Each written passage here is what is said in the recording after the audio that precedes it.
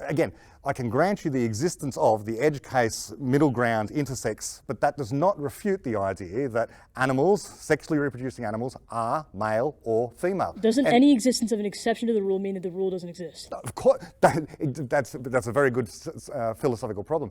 Exceptions to rules prove there must be a rule. The rule exists, and therefore there are exceptions to the rule. How so?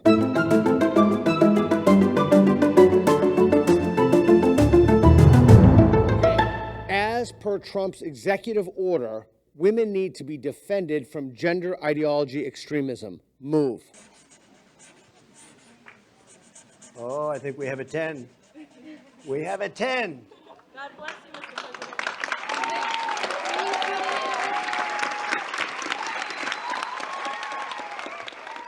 James and David, step forward. Okay, well, I'll just start on something that was recent based on the EOs, was women's sports, for example. Let's just go off the physical threats. We had the woman that got a concussion from a volleyball being spiked into her head by a trans-identified player. It literally had her hospitalized.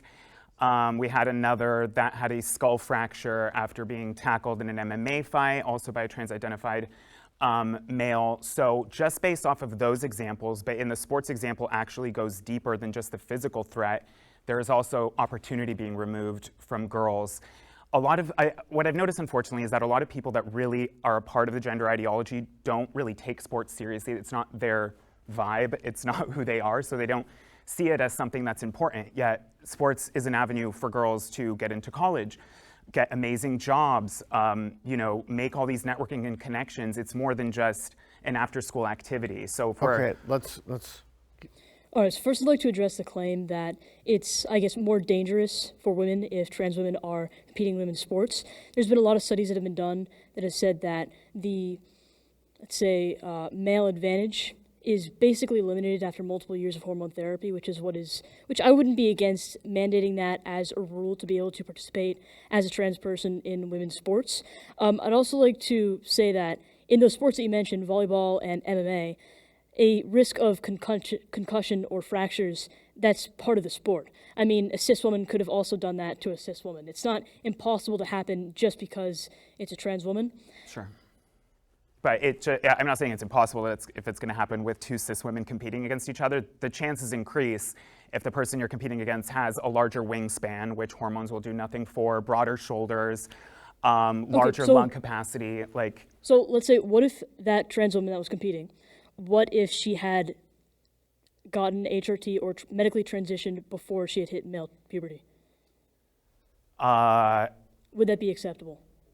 Well, that's kind of a double-edged sword because I don't believe in intervention prior to puberty on that end. But let's say if that already happened, which is the case for a lot of people, no, because I think it depends. It's a case-by-case basis because some men are 6 feet tall, some men are 5'2". So if they transition. In this case, if they had taken puberty blockers and then HRT before the age of 18, they had not hit any stage of male puberty. That means they'd gone through an entirely female puberty, no male puberty at all.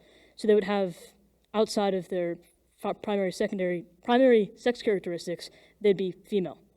So is that not? My question would be, why not just have a different league so that it's not complete, so it's not infringing on female sports? You know what I mean? So when the NCAA director, I believe, was interviewed by Congress, he said, there was 12 trans people competing in the NCAA? Or it was less than 20, definitely. So what other league could we make for just these couple dozen, even, women? Sure, let's take that at face value, but with the trends and projections going the way they are, it clearly won't stay that way. Every generation has more trans-identified and LGBT-identified people in it, like almost double every generation. So clearly it's gonna come to a head. So I think getting ahead of it and creating its own separate space would be better and safer. And I think one title being taken away from a female that deserve that title or deserve that medal is too much. And I think the UN just put out the study that 800 or 900 titles and or medals had been lost from women to trans-identified males. I think that's awful. I think that's horrible because that's life-changing for that person and they work their whole life and then it gets taken away, so. Okay, So in the interest of time, let's move on from sports to general like trans issues. Bathrooms, yeah. So what is a woman? Adult human female. Okay, define female. She has the female, she produces eggs. Okay, so just that. Nothing to do, no chromosomes. That you don't take that into account? Well, you take that into account, but I know that chromosomes can come in a spectrum, and the thing is that I don't think the intersex argument is valid at all because that's a genetic abnormality. That does not mean that sex is on a spectrum, and usually every person who is intersex, which is also kind of a what's it called? It's not a good term. It's a little confusing. They usually lean one way or the other, and instead what kids are being taught now is that people are born on some kind of spectrum completely, and you can be anything, when really we're talking about genetic abnormalities, has nothing to do with the sex spectrum. As per Trump's executive order, it is biological truth that there are only two sexes, male and female. Move.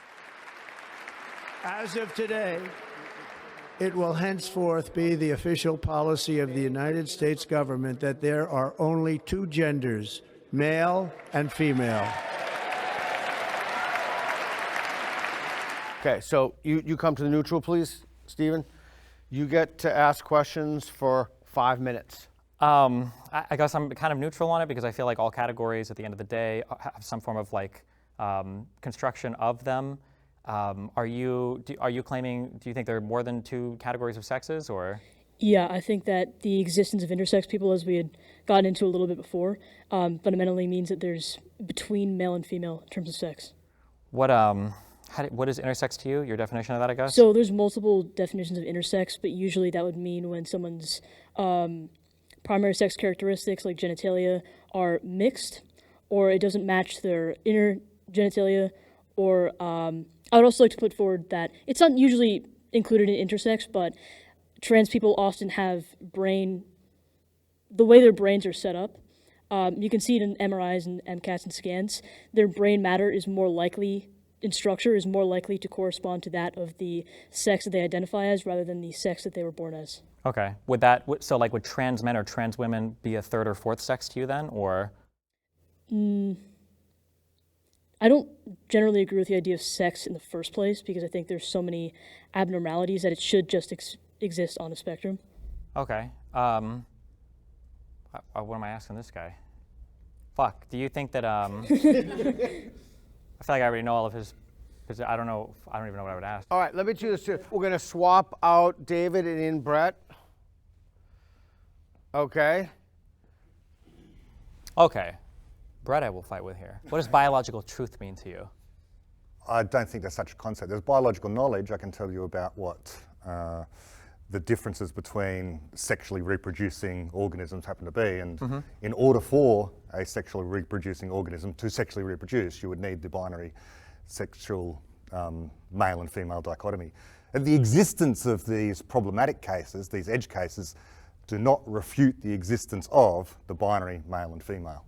Yeah, I think I largely agree with that. I don't think that even if there were true hermaphroditic cases or hermaphroditic cases where both gametes are existing in the same species, which I think is incredibly rare, but I think it has happened a few times in humans.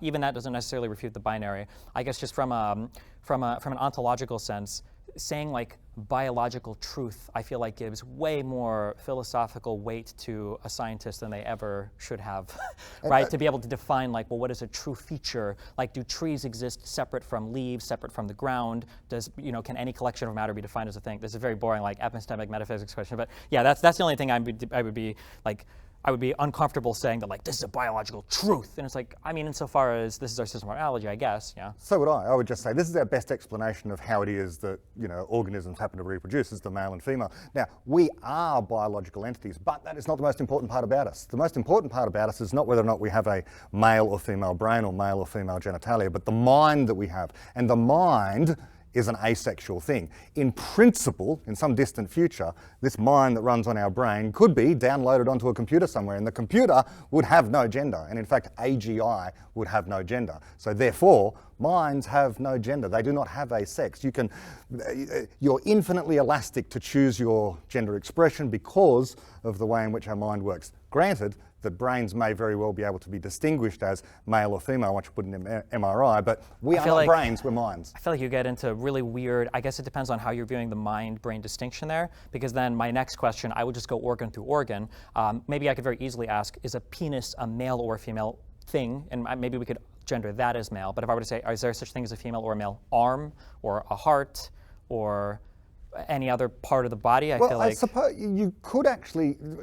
you could possibly identify, in the same way, or similar way that you identify a brain as being either male or female by looking at the MRI, you could say, the heart actually belongs to a male, because if you drill down into the cells, you'd see that there are XY chromosomes there, indicating a male, or just YY chromosomes inside of the... yeah, this idea that the brain and the mind are different is basically a law of physics. That's computational universality, that the brain is the hardware and the mind is the software running on the brain. Can I push back on that? Yeah, 100%. Okay, so the thing is that the way the brain is set up chemically and the way it is structured, that affects how the mind works, right? In fact, no. It's a common misconception. You do have different sensations and feelings depending upon the kinds of hormones that you have, but that will not determine your thoughts or behaviours. You will always have a choice. I might very well wake up with a whole lot of testosterone running through me and feel more aggressive, but that doesn't mean I will be aggressive. Well, I choose. Wait a second, I got a big question about that. Wait, you think that you can make choices independent of the physical reality of the mind?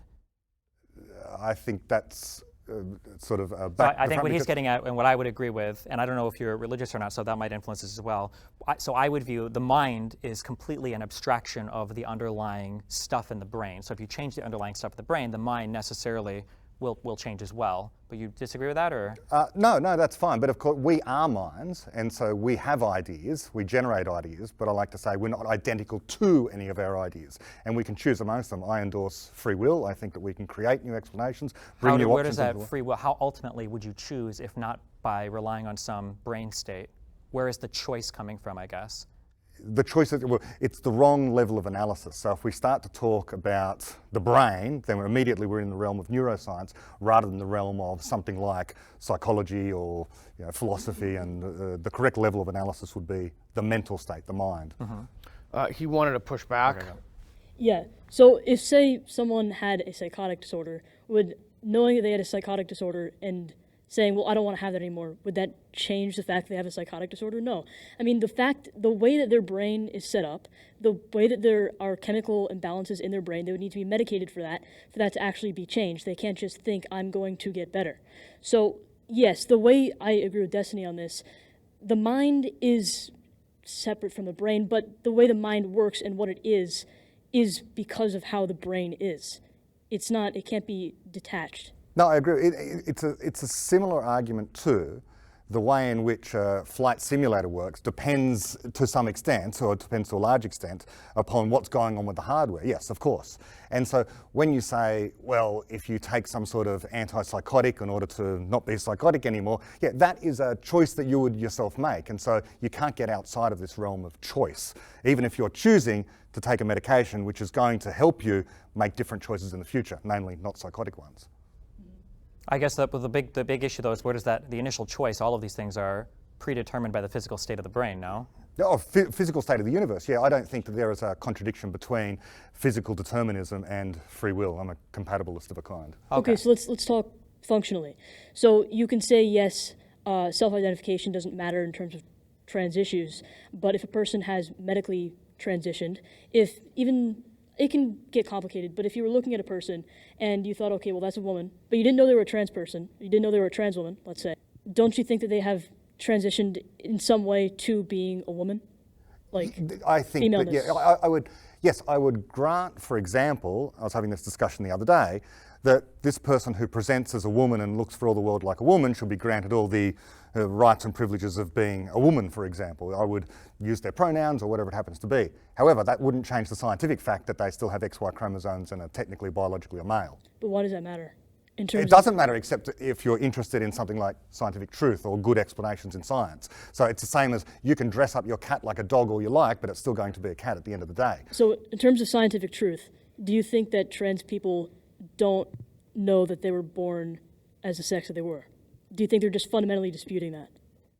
No, of course not. Like, as I say, a trans person, people are either male or female except for these small edge cases. That's the biological reality. Okay. Now, how they choose to express themselves in terms of their gender, that is a feature of the mind, which, as I say, may as well be regarded as asexual. There's no male or female mind, even if there are male and female brains. Okay, so even if they're, I'd actually like to talk to you about that in terms of the brain, in terms of the brain structure. So there was a study done that found that the brains of trans women, almost 100% of the time, were identified as the same as a cis woman's brain, and the brains of trans men, almost 100% of the time, were identified as the same as a cis man's brain. This was sometimes before the age of 12. It was so accurate that they could predict later gender dysphoria or transgender identity. And it was also found that even if a person had no access to HRT, or if they hadn't medically transitioned, their brain was still the same. Like if they were a trans man that didn't transition, their brain would still be identified as like a male brain. Don't you think that that has any effect then on whether or not, like, that they have of them being biologically male? It's a biological feature. I'm not sure what the point there is. So yes, I can grant you that there are some people who might present in a female way that have a male brain or something like that. You can do these brain scans and use the brain scan in order to determine what the sex of that particular brain is, or the sex of that particular person is.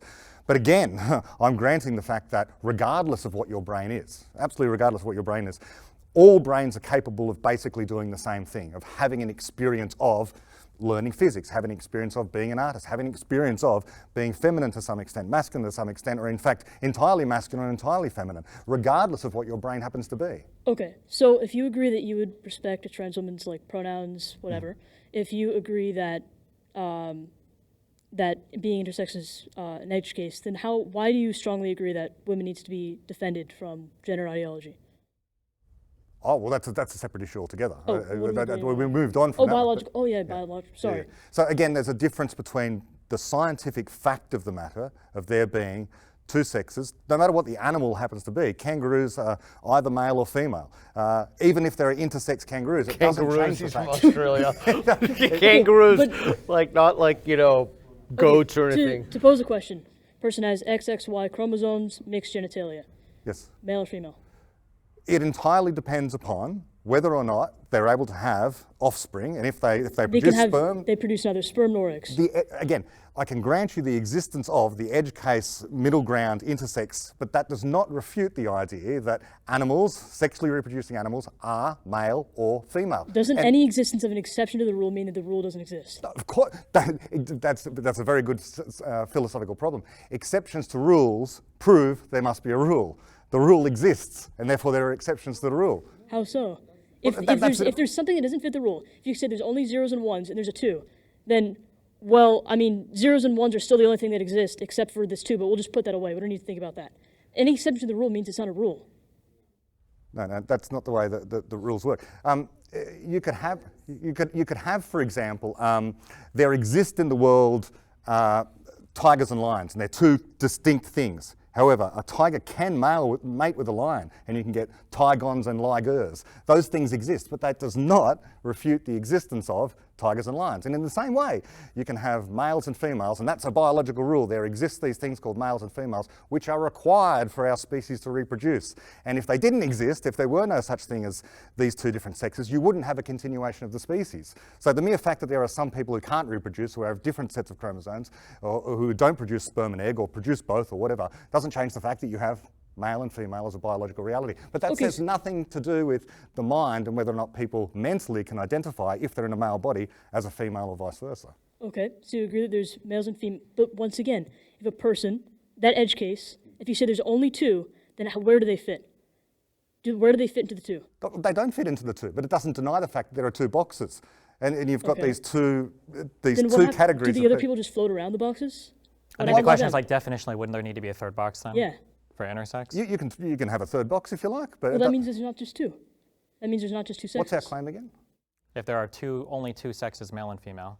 It is biological Yes. truth Okay, that so there are then only two look- sexes, male and female. That if you want to really push me on that, I would say, well, that's a non-sex. It's not a sex because those people in general, I suppose, cannot reproduce. It would be like a mule or something. I would say, I guess, like the reason why I'm neutral on this and why I don't enjoy this conversation is because I feel like there isn't very much pursuit of any type of ontological truth about the category of male or female. I think that this conversation is 100% held hostage by people that want to go on and make social arguments about it. So who should be allowed to participate in sports, who should be allowed to whatever. And because those arguments are best if you can source them from some sort of scientific foundation, people are like, oh, well, I want to argue the science now about this. So I was going to ask, isn't the way that people answer that question more ideological than scientific? Yeah, but people try to, people do the same thing with history. If you look at Ukraine, Russia, Israel, Palestine, people like to argue, well, historically, this happened, and then it gives them justification for their current actions. But if you go to Russia and Ukraine, they'll give you two different histories. If you go to Israel, Palestine, they'll give you two different histories. If you talk to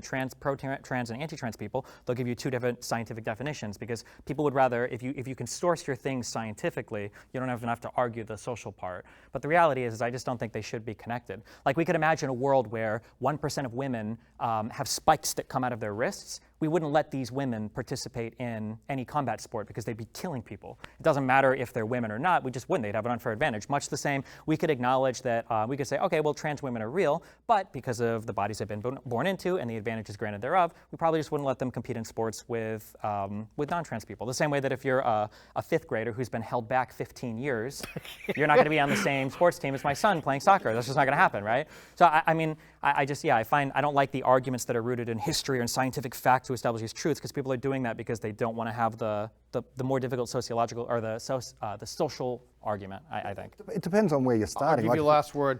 I was just saying, if we're immediately when I see the prompt, I'm automatically put in a scientific mindset. So I think to myself, well, if what we're talking about is just trying to explain how it is that we human beings exist, well, we human beings exist because males mate with females, and that's how reproduction works. And so, again, if you want to have the third category and say there exists this third category as a scientific fact, well, fair enough, but it doesn't deny the explanation. There is a scientific explanation which involves these two sexes.